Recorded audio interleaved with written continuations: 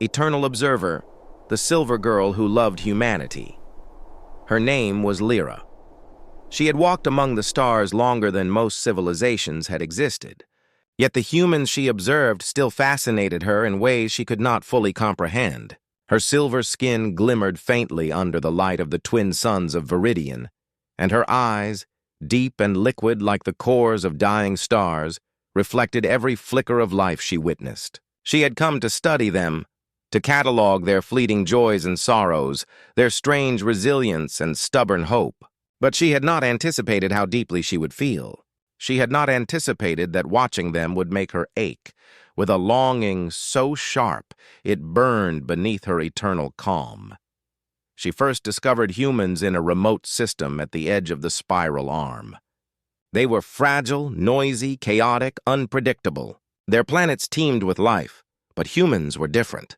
They had an intensity that made even the silence of space feel crowded. Lira observed from orbit at first, invisible to their sensors, careful not to interfere. She learned their patterns, their rituals, their small moments of joy. Children laughed in dusty streets, running barefoot over stones that would have torn the soles of her own feet. Mothers sang lullabies that cracked with exhaustion yet carried infinite love.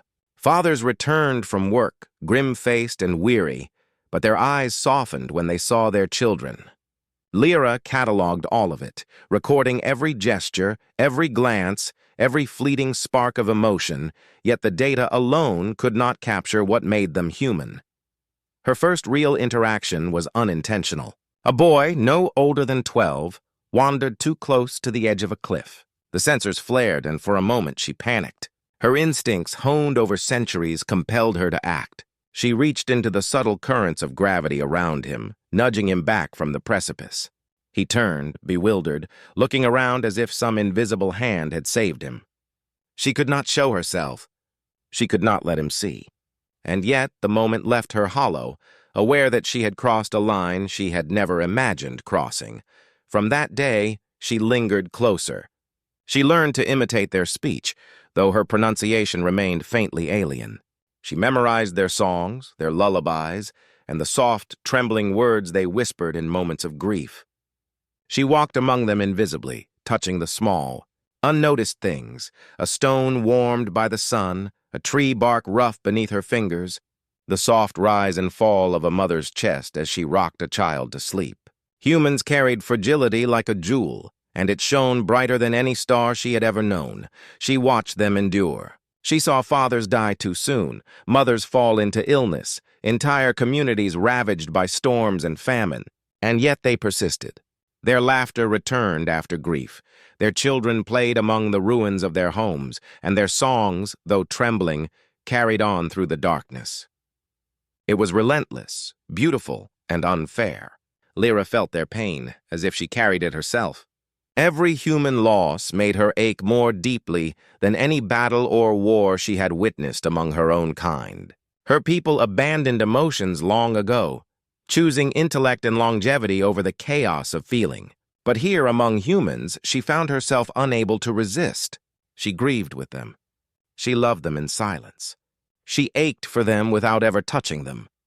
Years passed, decades in her perception, yet only lifetimes to the humans. Lira watched children grow, friendships form and fracture, loves bloom and wither. She observed young couples whispering in the shadows, old couples clinging to each other through illness and age, and every moment felt impossibly poignant to her.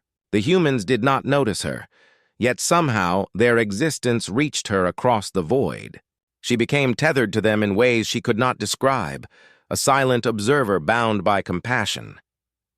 She had no right to intervene, and yet she often wished she could.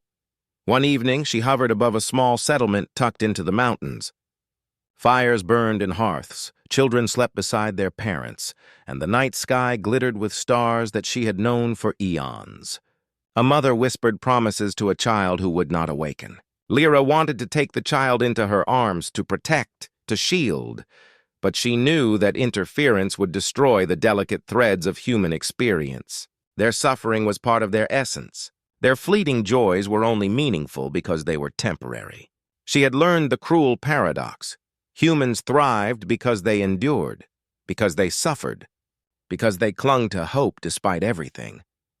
And so she watched silently, tears of silver streaming down her cheeks, unseen, unheard. The child passed quietly, the mother's cries echoing across the mountains. Lira felt the weight of the moment like a physical blow. She had catalogued centuries of grief, but this loss felt sharper than any star collapsing, more devastating than any civilization falling. She wanted to scream across the void, to demand the unfairness be undone, but she remained still, a ghost in the night. She whispered words into the wind, words that would never reach human ears. "You are magnificent. You are beautiful. You endure, and that is everything." Centuries rolled onward. Lira became part of their world in a way she could never fully belong. She learned the subtleties of human life, the fleeting glances, the whispered apologies, the soft laughter that follows tears. She watched humans rebuild over and over again, crafting beauty from ruin, joy from sorrow. She saw love bloom in impossible circumstances, and she saw it crumble under the weight of mortality, and always she wept. Her species had never known such depth of feeling, such relentless vulnerability. Humans, in their fragility, were stronger than any immortal she had met. Lira tried sometimes to comfort them from afar. She could nudge a rock to prevent a fall, shift a wind to cool a fevered brow, smooth a path in subtle ways that would go unnoticed. But every intervention reminded her of the distance she could never bridge. She could witness, she could influence, but she could never truly belong. She could never taste what they felt in its full human intensity. And perhaps that was the cruelest lesson. To love without possession, to care without interference, to exist in longing without fulfillment. She became a part of their myths in ways they never realized. Shadows that moved with impossible grace, strange lights that lingered at dusk, whispers in the wind when sorrow was at its heaviest.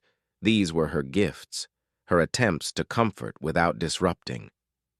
Humans interpreted them as omens, signs of fate, or magic, never knowing that a lonely alien girl, silver-skinned and timeless, bore witness to every joy and every heartbreak. Sometimes, she ventured closer. She walked among them invisibly, listening to the quiet pain of the elderly, the rebellious laughter of youth, the aching love of parents and children. She longed to touch, to speak, to connect, but she never could. To do so would unravel the beauty she so revered, and so she carried her longing like a heavy stone in her chest, enduring the grief that humans themselves bore with courage she could scarcely comprehend. And in her quietest moments, when the twin suns set and the sky of Viridian bled into violet twilight, she wept. She wept for all the children who would never grow old, for all the lovers who would never hold each other again, for all the fleeting sparks of joy that would inevitably fade. She wept for the humans she had loved from afar, for the impermanence that made their lives meaningful, and for the eternity she would endure without them. Yet somehow she smiled through the tears. Humans were fragile, fleeting, and doomed, and yet they were more alive than any being who could outlast the stars. Their short lives burned brighter than any sun. Their suffering carried meaning. Their hope was unbreakable. She could never be human, and she could never fully belong, but she could witness, and in that witnessing, she found a beauty that eternity itself could never diminish. And so Lira remained, a silent observer, a silver-skinned alien girl who carried the weight of centuries and the light of fleeting lives. She wept for them, she loved them, and she endured. In her grief, she found admiration. In her longing, she found purpose. In their impermanence, she found meaning.